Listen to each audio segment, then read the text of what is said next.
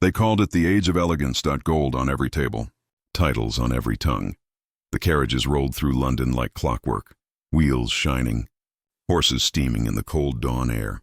Inside the grandest halls, the rich toasted their own reflections. They believed their names would outlive time itself. Their portraits hung in gilded frames. Their estates stretched beyond sight. Their fortunes seemed endless. These were the lords and ladies of the Victorian age, untouchable, eternal, wrapped in wealth so vast it seemed to defy time itself. Their names were old, their estates older still. Money was not earned. It was inherited, guarded by bloodlines, sealed by marriages, and displayed like a crown. But behind the silk and silver, something fragile was already cracking. Because money, even old money, bleeds when pride spends faster than wisdom. The same men who once owned half of England would one day beg bankers for mercy. The women who waltzed under chandeliers would find themselves pawning jewels for bread. And the mansions, those endless monuments to status, would crumble, one by one, into silence. This is not a story of poverty from the slums. It is a story of ruin from the palaces, of men who thought their titles would shield them, of women who believed society would remember their names. But the century turned. The world shifted, and as steam engines thundered, debts rose, empires changed. The great Victorian elite watched the ground beneath them collapse. This is how the rich of the richest age ended up among the poor. But before the ruin came the radiance. Before the debts, the laughter. Before the silence, the music that never seemed to stop. To understand how they lost everything, you have to see what they once had: the gold, the grandeur, the illusion so perfect it blinded even those who lived inside it. To be rich in Victorian Britain was to live above the clouds. Your mornings began with servants lighting the fire before you even woke. Your bathwater was warmed, your newspaper ironed, your breakfast arranged on silver trays you never touched yourself. The world bent around your name. Tailors sent their finest cloth to your estate before asking for payment. Florists filled your ballroom with orchids imported from far-off colonies you would never see. At dinner, your guests spoke of poetry, politics, and empire, as if all three belonged to them alone. For the lords and ladies of this glittering world, luxury was not indulgence, it was identity. To host a smaller ball than last year was social suicide. To dine without silver cutlery was scandalous. Every evening became a performance, the chandeliers blazing, the gowns whispering across marble floors. The orchestras playing to people who believed the music would never stop, but the illusion cost more than gold. Estates the size of towns demanded endless money to maintain. Servants, stables, and imported finery drained fortunes faster than the land could replenish them. And yet, appearances had to be preserved. The greatest sin among the upper class was not poverty. It was letting anyone see it. So they borrowed, mortgaged, gambled. They invested in railway schemes that never opened. They pretended the flow of money was eternal, even as it quietly dried up behind the curtains. In a world built on appearances, truth was an unwelcome guest. The mirrors of their halls reflected perfection, but behind every reflection was debt, anxiety, and denial. For now, the illusion still shimmered, but the cracks had begun to spread beneath the marble floors, and soon, what hid behind the velvet and gold began to show. The debts whispered louder. The servants talked in corners. The letters from the bank arrived a little too often. It was still the age of splendor, but the perfume of wealth was already masking the scent of rot. Because no empire collapses in a single breath. It starts quietly, with the first unpaid bill, the first bad wager, the first look of worry no one is supposed to see. It didn't happen all at once. Fortunes rarely fall in a single night. They rot quietly from the inside out. The signs were subtle at first. A missing carriage horse, a smaller dinner guest list, a dress retailored instead of newly bought, whispers that a certain lord's estate was under management. Everyone noticed. No one dared to speak. By the mid-1800s, the world that had crowned these families was changing faster than their pride could follow. Steam, steel, and industry were the new monarchs now, and the old land-owning elite had no idea how to serve them. While mill owners and railway magnates made millions, dukes and viscounts were still clinging to muddy acres that no longer paid. The price of vanity was catching up. Every grand ball cost what a farmer might earn in a lifetime. Every season in London drained their country estates further. And when crops failed or tenants fled to the cities, the income stopped. But the invitations, the expectations, the facades continued. Banks began to murmur. Creditors sent polite letters first, then less polite ones. And those marble halls, once so full of laughter, began to echo differently, quieter, colder. Some turned to gambling. The card tables of London became the last refuge of desperation. Some married for money, American heiresses trading cash for crumbling titles. Others sold land, jewels, and portraits to strangers who no longer bowed to them, but it was too late. The foundation of their world was cracking, not just their fortunes, but the very system that had built them. The empire had new heroes now. Inventors, industrialists, men who earned their names instead of inheriting them. And for the first time, the old aristocracy felt something they never imagined possible: fear. It began, as all ruins do, with a wager. Lord Hastings was young, golden, and adored by every gambling table in London. He'd inherited his title and his taste for risk in equal measure. To him, a fortune was something to test, not to keep. The horses were fast, the bets were thrilling, and the losses were always temporary. At least, that's what he told himself each night as he signed another note of credit. But debts, like shadows, don't vanish with daylight. Soon the creditors came knocking, quietly at first, then publicly.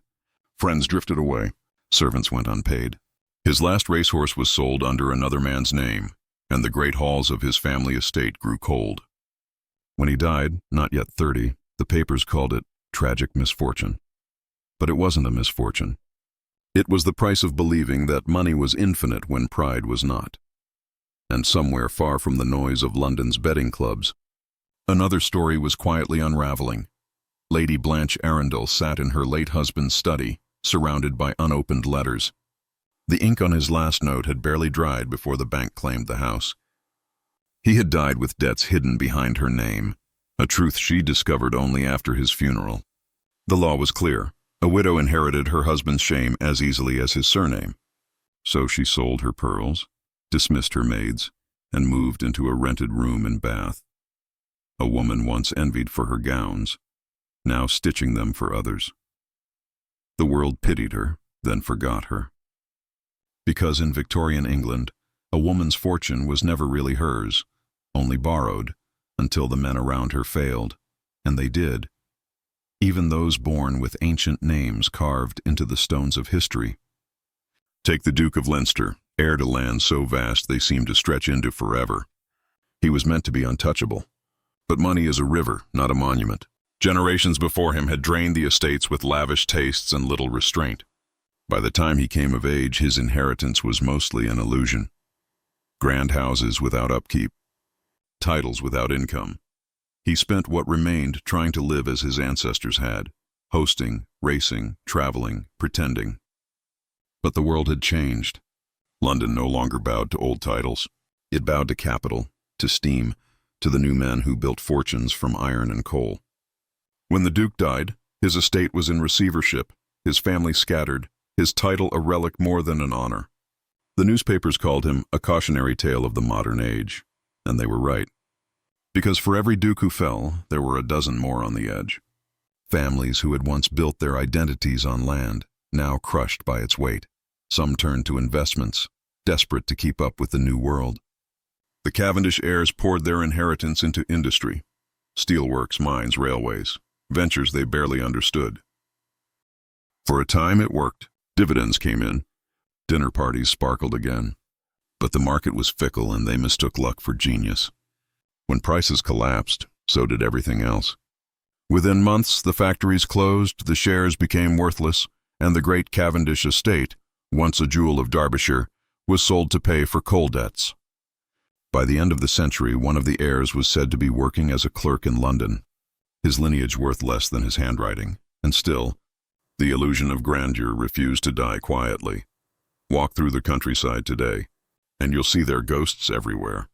Crumbling manors with boarded windows, staircases that lead to nothing, gardens overrun by ivy. Once servants hurried through those halls carrying silver trays. Now only the wind moves there, and the creak of doors that open to emptiness. The houses remember what the families forgot, that every chandelier eventually burns out, and every name, no matter how noble, can fade into dust. Listen closely, and you can almost hear them, the echoes of laughter, the rustle of silk, the faint hum of orchestras long silenced. It all ended the same way, in silence, in shame, in the soft collapse of a class that believed itself immortal. The Victorians had built their world on display, on the illusion that wealth meant permanence, that titles meant protection, that pride could outlive debt. But the 19th century was not kind to illusions. The machines they once ignored became their replacements.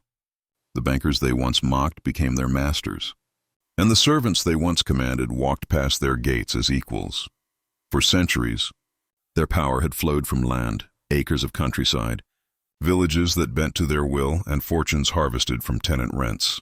But now, the land gave nothing back. Agriculture collapsed under cheap grain imports from America. Farms went silent. Fields lay untended.